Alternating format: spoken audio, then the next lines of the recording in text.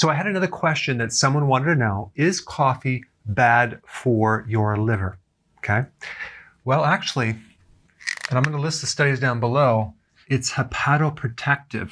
It actually has the ability to protect your liver. The liver is about 3.3 pounds, the size of a football. It's located right here. It's one of the largest organs that you have, second to the skin. And it does a lot of things. It filters toxins. It's involved in blood sugars. It helps make bile. It stores fat-soluble vitamins. Its main job is to detoxify, though. But it has a total of about 500 functions. And coffee has the capacity to protect liver cells and even decrease liver enzymes. So what is in coffee that can benefit the liver? It's the phytonutrients, plant-based chemical antioxidants, okay? It contains a lot. I listed several right here, and they can help you regulate bile. They have anti-inflammatory effects, increasing vitamin D, stabilizing blood sugars, reducing insulin. Anything that reduces insulin is going to help your liver, because one of the causes of liver damage is high insulin. If you have a phytonutrient that can help minimize that damage, it can improve the liver cells. And it's interesting because coffee actually has more antioxidants than tea, even green tea, and even red wine. And if you're thinking, what about when they roast it? Aren't they destroying the enzymes? Actually, when you roast the bean, you increase the antioxidants, which is quite interesting. But realize that when you grind the coffee bean, okay, and it's exposed to oxygen, you lose a lot of the antioxidants. So if you're going to consume coffee, make sure that the time span between when you're grinding the coffee and you're actually drinking the coffee is not too long, because oxygen can destroy these phytonutrients. Okay, so now you get all the positive things about coffee.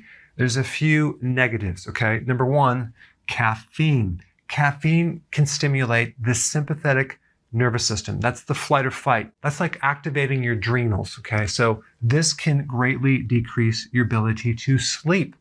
And that can create a whole series of issues. How much coffee do I recommend? Personally, I would recommend doing 1 cup in the morning, okay?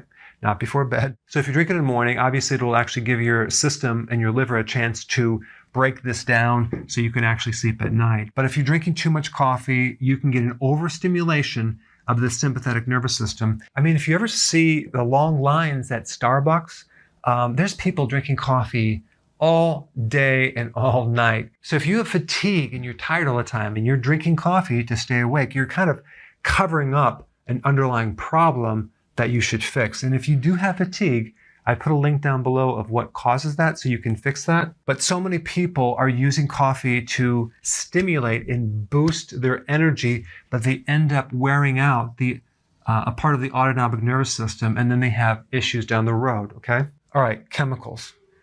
The coffee bean is the most heavily sprayed crop in the world.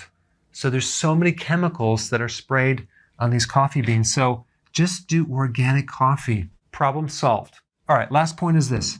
The more caffeine you consume, the more depletion of certain vitamins, specifically vitamin B1, calcium, and potassium. So if you're consuming too much coffee, you're going to have to put those vitamins back. All right. So that's the end of the video, and now I want you to comment below and tell me how many cups of coffee do you consume per day, and how large are those cups of coffee?